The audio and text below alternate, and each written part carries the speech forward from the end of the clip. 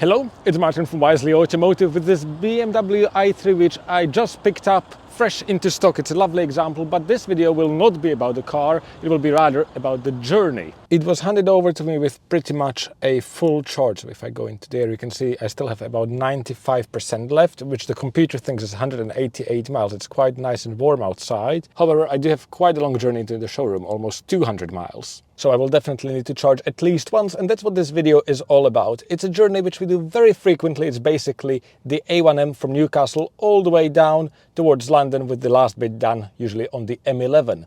The EV infrastructure has come a long way in the UK in the last few months, and a lot of the sites along this major route have been upgraded. So I will show you along. There has been no planning. This was a very last minute video. A lot of our staff are on a holiday at the moment, so that's the reason why I'm picking this one up, and I thought I would just take you along and show you how it goes in early 2024. So this is a good opportunity to show you the starting point, which is Ferrybridge services. As you can see, all the way at the other end of the car park, that's what the old GridServe chargers used to be like. And now if I zoom out, this is the current setup. There's 12 of these brand new high power chargers, each one fitted with a CCS plug, a contactless card reader, so you do not need to make an account or sign up to any apps to start charging. And some of them also equipped with the legacy CHAdeMO port for older EVs. If you drive a Tesla, there's also quite a few Tesla superchargers on the site as well. All the actual power equipment is hidden here on the site. If you've been here before, you may remember that in this cleared out area there used to be a diesel power generator. Well, in fact, it wasn't a diesel generator. I believe it ran on vegetable oil, but it was providing temporary power to the brand new GridServe site here, because there was a delay with getting the high power grid connection set up. No more time to waste, I will just get going. As you can see, the car is saying that I do not have enough charge, but I will not do any of the route planning like usual. I will just drive and we will figure out everything along the way. And just for the record, yes, if I go this way, I will show you there were no queues whatsoever on the GridServe side and also on the Tesla side, so that's all good. Also, given it's quite warm, I will run the air conditioning in automatic mode, but I will just pop the car into Eco Pro mode. Speaking of which, I will also go into the trip computer and reset all of those values, and the board computer here as well, just so we can measure how efficient we are and how much the entire trip costs in the usual Wisely Automotive fashion. And that's it, getting onto the A1 heading southbound. And now I will just sit here and enjoy the journey. This didn't last long. I'm just passing Doncaster, and you will see, hopefully on this camera, that if I zoom out, there's plenty of rapid chargers available in the kind of Doncaster city area, but I don't feel like getting off the A1M, so we will just keep pressing on and show you the next available charger right off the motorway or dual carriageway, whatever this is classified as, which would be Blyth services. Blyth or Blyth, not quite sure, but I'm a foreigner, so I can get away with it. So yeah, I will just pop off the A1M now to show you what the situation is like here. Obviously I don't need to charge, I still have 159 miles, exactly 80% in the battery. And here we go, I can see the chargers. Lovely Model 3 Highland. I would definitely like to get hands on one of those. So this is a similar setup to the other services, where there are a couple of the legacy medium power GridServe chargers. But if you go into this separate section in here, then you have got the actual new GridServe high power chargers. I will put on the screen how many, because there are quite a few. And you see all of them working, no queue, all of them with contactless payment, just like the previous style we have seen. And there's also, I believe these are Tesla only V3 superchargers. So you see quite a few of those in here as well. Lovely. This is how it should work. So let's continue onwards. Yeah, that's the ones in the left, which you may have seen through the window. They're those old ones, which honestly I wouldn't bother with using unless you are absolutely desperate. There's a massive queue on the other ones, but even then, because they charge so much quicker than newer ones, the queue usually moves quicker as well, whereas the old ones, they charge quite slowly to begin with, usually about 60 kilowatts, and that's if you're not sharing power with anyone next to you. If you are sharing power, then it will be something like 20-30 kilowatts, really not suitable for modern day cars. But yeah, back on the A1M, and I will just continue my journey at hopefully 70 miles per hour. It has been quite slow going so far, but the traffic is definitely freeing up. I'm just passing Elkesley, and if you look very closely on my right, there's a Starbucks, and I believe there are, yes, 4 Instavolt chargers in the car park.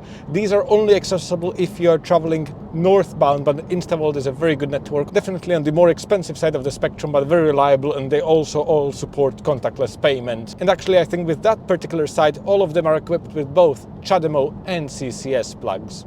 But don't you worry, because just a few miles south there's Markham Moor, and there's plenty of charging opportunities here. So firstly, you've got a similar Starbucks setup with chargers which are only accessible on the southbound route. You may have spotted those through the window. But if Starbucks is not your thing, there's plenty of other options here as well. I believe there's potentially a Holiday Inn with a single BP pulse unit. Wouldn't bother with that.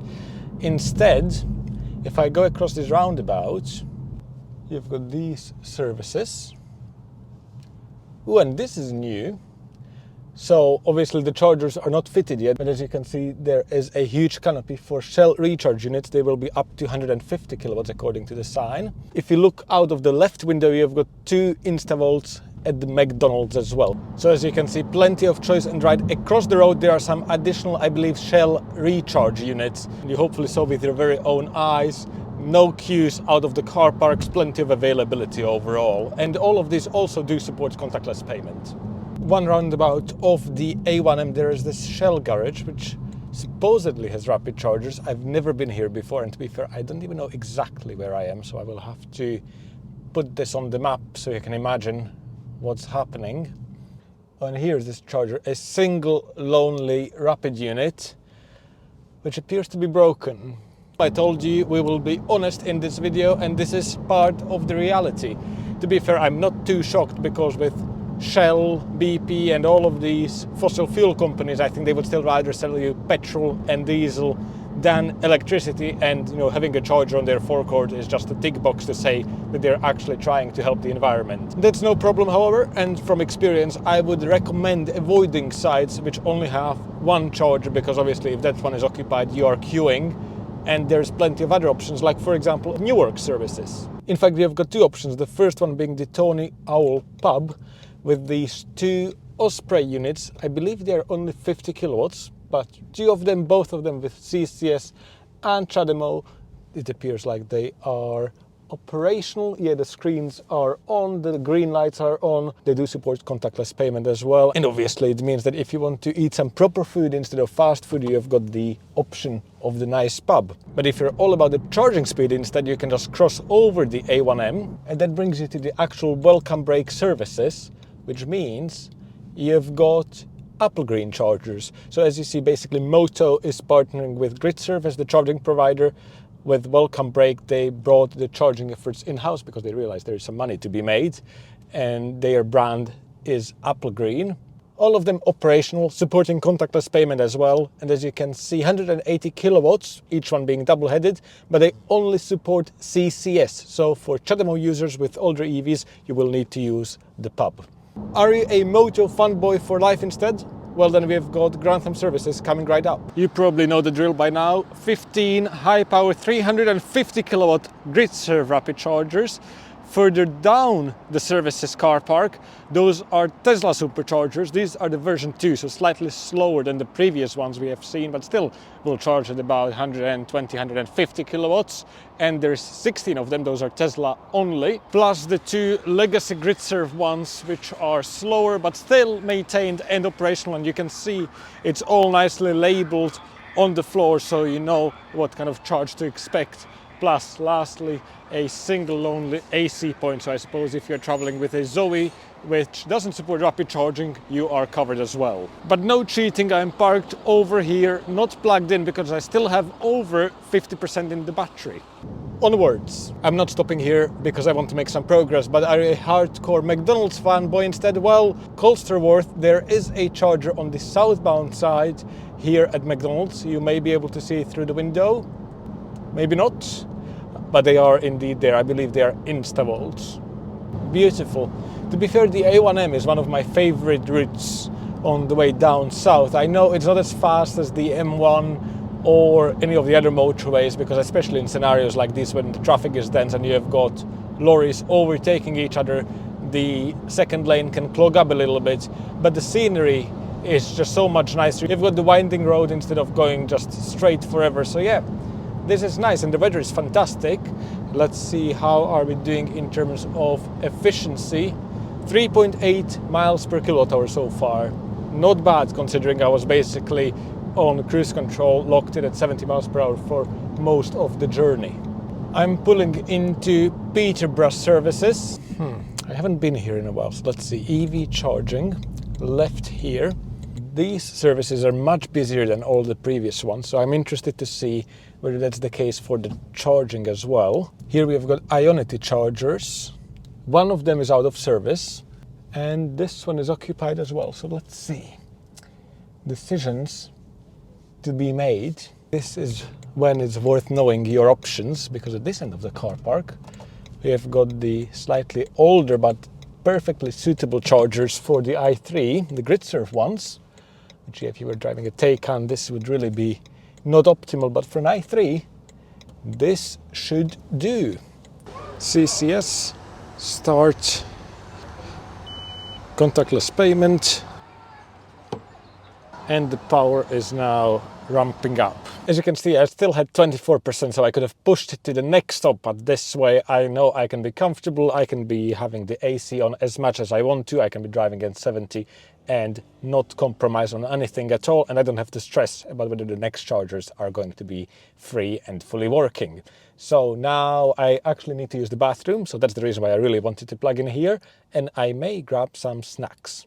It is delivering the full power like you would expect on the i3. It doesn't quite reach 50 kilowatts at low state of charge because it's limited by how much current the station can provide, so this is all as expected. Needless to say, the car can be locked while it's charging, so you don't have to babysit it, and by the time I got my McDonald's food, it was already over half full. It's very easy to monitor the progress on your phone, so you don't have to keep popping out of the services to see that everything is going all right and how much charge you have left. And if anything, I have too much now, basically 90%, so stop.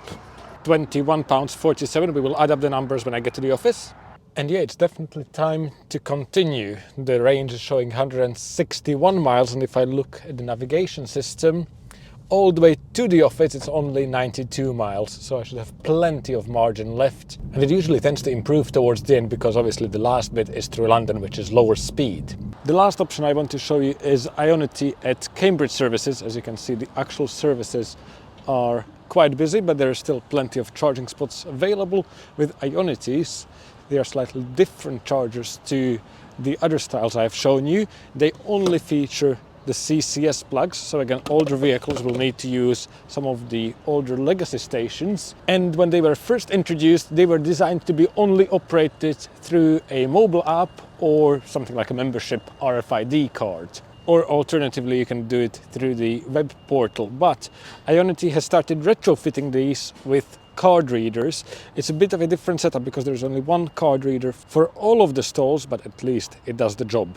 So if you don't have the app, you just need to go into here and you select which station you are charging on, and that's how you activate the plug. But if there is one provider's app to have on your phone, it would be Ionity. It's very well designed. It shows you lots of details, including state of charge, charging power, etc. So even if you have a car which doesn't offer all of the online connectivity like the i3 does, you can still see how your charge is doing. And it just makes the whole process easier, especially if you are a company driver and need to invoice all of your expenses. And these are the old GridServes. Not quite sure why the EV9 is charging there. It would definitely be faster on Ionity, but hey ho. Actually, I lied. There's one more option just before London, about 25 to 30 miles away, which is Birchanger Green services. It's a site many of our customers use when they are visiting us and want a quick top-up before getting to our showroom. It used to be a disaster back in the day because just a 7-minute drive about that way, that stands to the airport. So these two lonely GridServe chargers, which again split power and don't charge particularly fast, used to get overwhelmed by taxi drivers topping up between pickups. But it's no longer an issue at all, because just look at the situation. There are 20 brand new Tesla V3 superchargers. They are Tesla only, but that's probably because there are the ones provided by the services, which are Apple Green units for all other EVs. 8 of them in total, each one supporting contactless payment. For now, you can also use their app and get a slight discount on the electricity, and they do charge it up to 180 kilowatts. And look at this rare thing here. Wondering how many we will see of those on the road. So with the actual last stop out of the way, it's time to hop back onto the M11 and finish off the journey. I will catch up with you in 34 miles when I get to the office.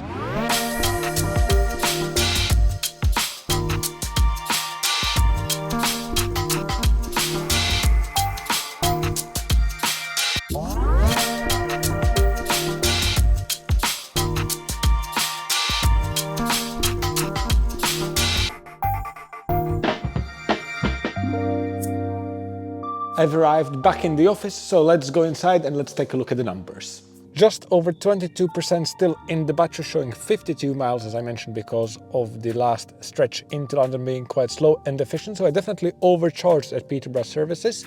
Total distance covered 203 miles, over which I averaged 46.3 miles per hour and 3.8 miles per kilowatt hour. As always, I will put the energy conversions down below as well.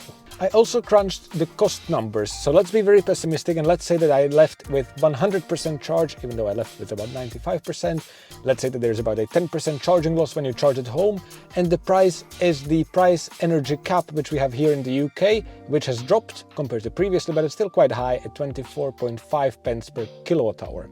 Then I calculated that with the top-up I only needed to charge to 66% to get here on fumes, so as I said, I definitely overcharged. I only needed to stay for about 20, maybe 25 minutes maximum, and that would have worked out for the total trip to cost just under £25. Not bad in my eyes, and if you wanted to get to the same cost in a petrol vehicle, it would have needed to achieve about 55 miles per gallon. But it's not the costs which we wanted to focus on this video, it's rather the convenience side of things, because we often see people coming to us that they are concerned to jump into the world of electric vehicles, even though the car is actually perfectly suited for them, but they read online or in the papers that chargers are often broken, there are long queues, too expensive, difficult to use, etc. So I genuinely hope this video has shown how far we have come in the world of EVs, and specifically the EV charging infrastructure here in the UK. Because truth to be told, even though we still love the i3, it is very much designed as a city car first, which can handle the occasional longer journey, because by modern EV standards, it doesn't have the best range and it definitely doesn't charge the quickest, especially if you compare it to the bigger EVs, like for example these BMW iX3s or any Polestar, Tesla and so on. But definitely don't assume that you have to go for an expensive EV to make long distance travel easy. For the same price as the i3, as long as you don't care about the badge and the character side of things, there are two fantastic options which we retail very often, and they are very popular in terms of how much range and efficiency you get for the money, and those are the Renault Zoe and the Hyundai Kona, which would have actually probably completed this journey without having to stop at all. But what I wanted to show is that even if you do have to stop, it's really not that much of a hassle, and there's so much choice nowadays that if you just like to jump into a car and drive and stop at the services you like, chances are they will have the chargers you need to get topped up. And I think that's about it. Obviously, if you're new to EVs, I would still recommend doing some research before jumping on a long trip, just so you know what you're doing. I will leave a video showing how we have compared a Tesla Model 3 on a long trip compared to a petrol equivalent car, and the results may shock you. If you want to see more EV content, definitely make sure to subscribe. If you're in the market for one, get in touch. Thank you for watching, and we will see you in the next one.